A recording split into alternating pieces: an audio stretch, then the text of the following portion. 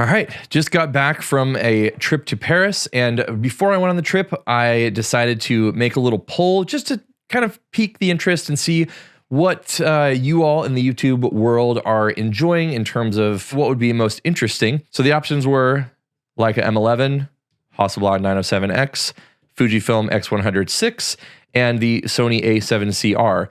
And since I am a glutton for punishment that has a YouTube channel, I brought all of these cameras, knowing that the whole reason would be to kind of just go through all of some of the more popular of the travel and everyday kind of street cameras, but then also some of the more unattainable ones for some of us. If I wasn't doing professional photography, I just wouldn't be able to own these cameras. And so I wanted to share things that I really, really loved about each of these cameras and which things that I would probably do differently.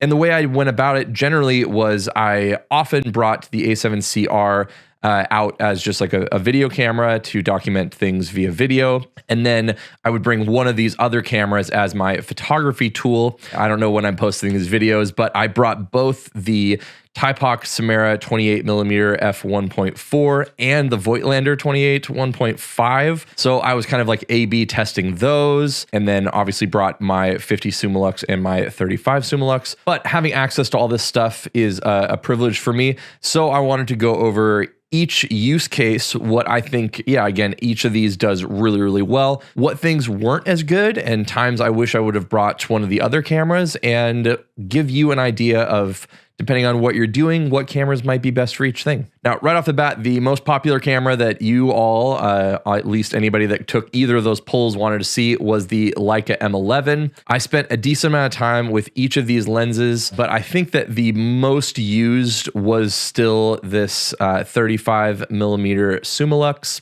Now, the Leica M11, incredible camera. It just does everything that I would want a Leica digital camera to do. I've been more than pleased with the results of everything. The thing about the Leica M11 is if I want to go out and be a part of the process, I want to feel like I'm doing something and get as best quality as I possibly can. This is absolutely the camera that I'm bringing. I'm loving the process of looking through a mechanical, like optical viewfinder, being much less connected to like a digital product in that way. And with this sensor, it's the first one of any of the Leica digitals that I've owned that I am totally fine with just setting it on auto, because it just has so much highlight and shadow recovery detail in that 61 megapixel sensor. I haven't had an issue with it at all. So for personal stuff, I'm actually sticking it on aperture priority and auto ISO. But if I want to be serious about taking photos and want to be really happy with the results, just want the highest quality possible, I'm definitely taking out the Leica M11. That being said, when you have young kids that need to hold your hand when you're going across the street, where I need to pick them up if they fall down, if I need to do all these other things, I found that there were times when this was a great tool and it was fun if they were running around or doing something, or I could step off for a second and take a photo down an alley or things like that. But I will say that this camera was not very good, and if it was the only camera I had, it would have been fine, but I would have definitely been wishing I had some sort of like point and shoot or something, because it's just much more of an involved process, even with it being in like a full auto mode, other than like it's basically an aperture priority and auto ISO. I still have to do all the focusing. I still have to be a little bit more intentional with it, which is, again, great.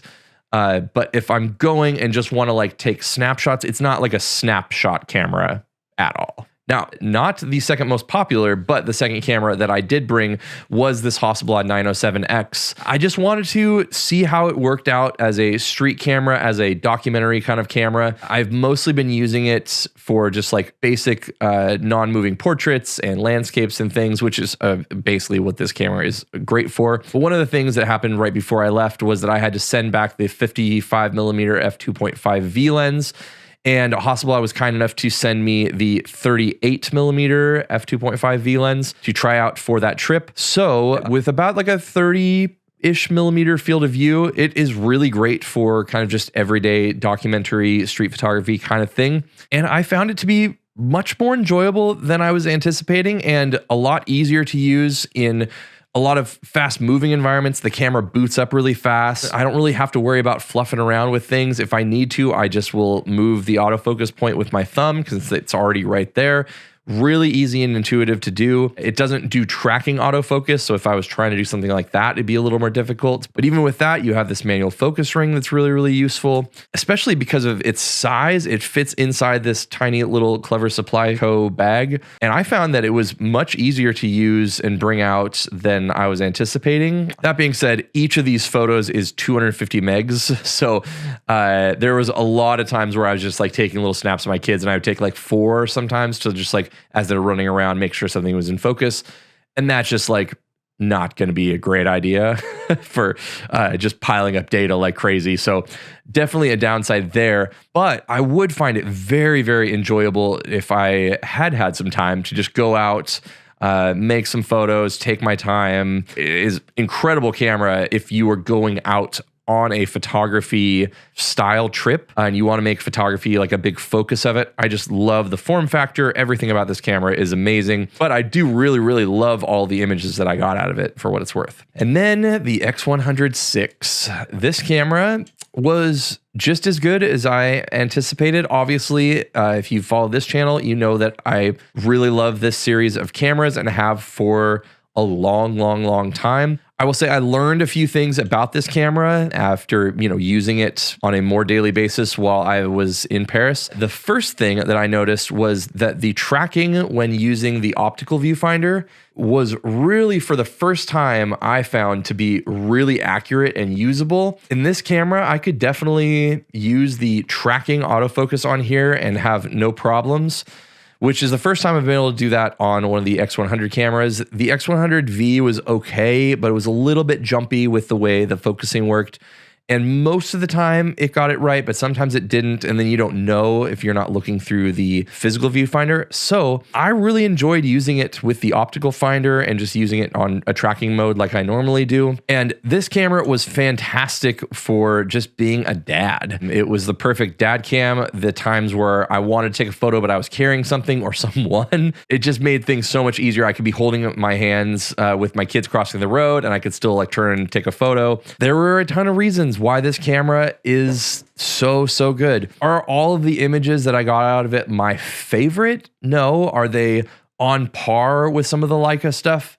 Not necessarily, but did I get way more photos than I probably would have otherwise? Absolutely. That's where this camera really shines and really kind of sings, and it is where I thought this was going to be good. There was one day that we met up with my brother-in-law and his family.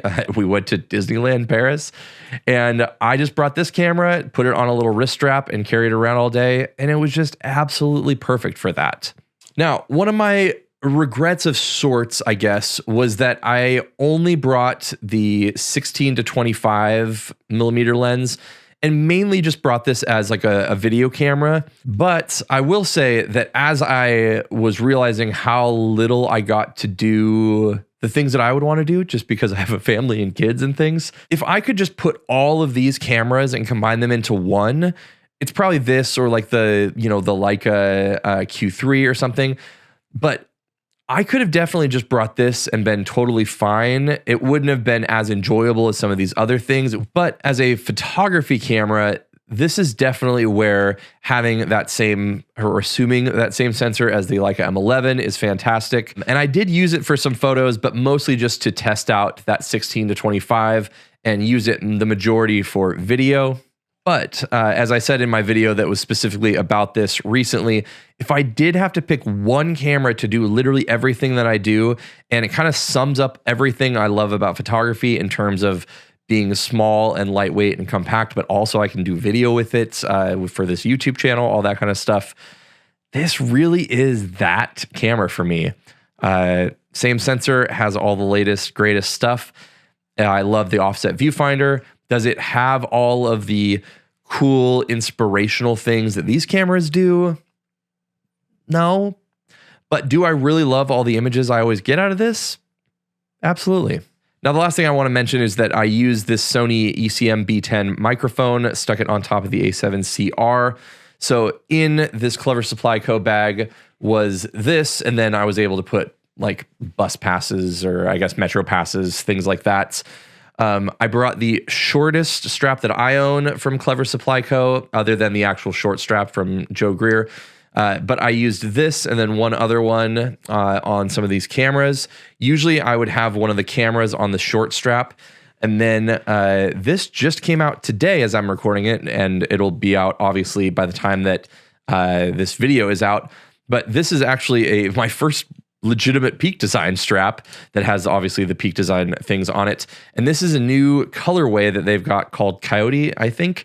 And if you look, I didn't even plan this, but you know, like my hat, my shirt, my bag here, like it just fits all of the minimal color aesthetics that I really love. So I was really, really excited when someone from Peak Design reached out and just said, hey, do you want to, you know, any of these straps? For me, I've been using this on the Sony A7CR, especially because it's adjustable. And so I can either put it like way down, like almost at my hip, and then I can also bring it up. And it was something I used for my kids when they wanted to try something. So anyway, cool little accessories there. And then this bag, I usually stuck the A7CR on one side and then one of these other cameras on the other side. Oftentimes, I would even bring another lens and just kind of wrap it up in a little like lens cloth thing.